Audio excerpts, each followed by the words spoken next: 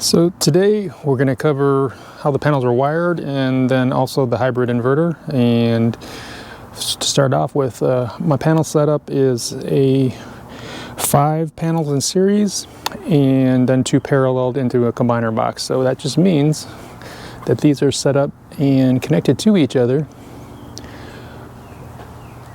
up there, positive to negative, all the way down here for 5 panels. 1, 2, 3, 4, 5. And then this then goes all the way to the combiner box, and then the next 5 are connected to each other and into this combiner box, which is fused.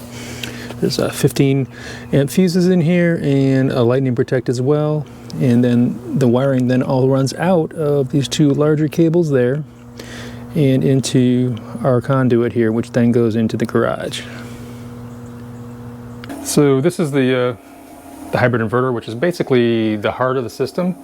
This takes the PV output, inputs in through these ports after the PV disconnect here, and passes PV voltage into it. It's usually around anywhere between 160 and 200 volts going in.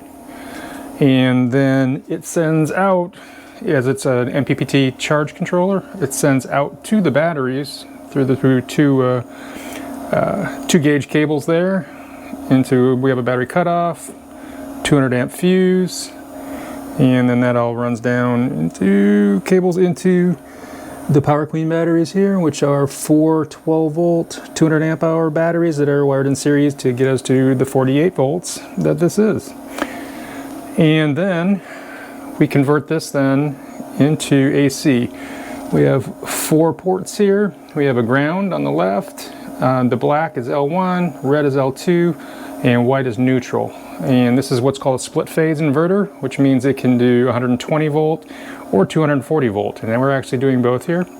So if you were to measure from black to white, the neutral, you'd get 120. If you measured from red to white, you get 120 volts. And then that's all brought into here, and then it's connected so that we have, actually, this is a 120 volt port, and it goes out to this outlet here.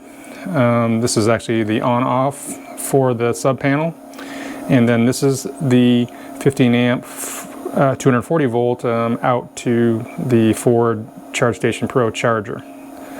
So that's basically how this runs, and we're showing 120 volts for L1 and L2. And it tells you what the hertz is on it. Right now the battery's at 57.5. It's full up because we don't have any need to charge the truck right now, so it's actually full right now.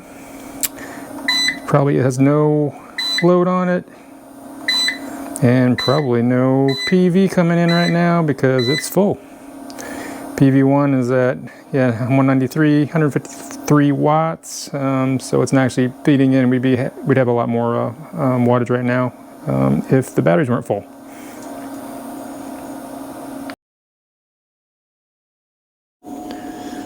And one of the benefits of this is it actually works quite well with, this is a Raspberry Pi, and is running Solar Assistant, which is what allows me to manage everything and know what the system is doing. It just basically runs Linux, and you can buy it from Solar Assistant as either software, or you can buy a whole box that has I think an Orange Pi, and I think those run 180. I think the software itself was maybe 55, I think. And it works quite well. It actually makes all this work, and makes it work in an easy way as well.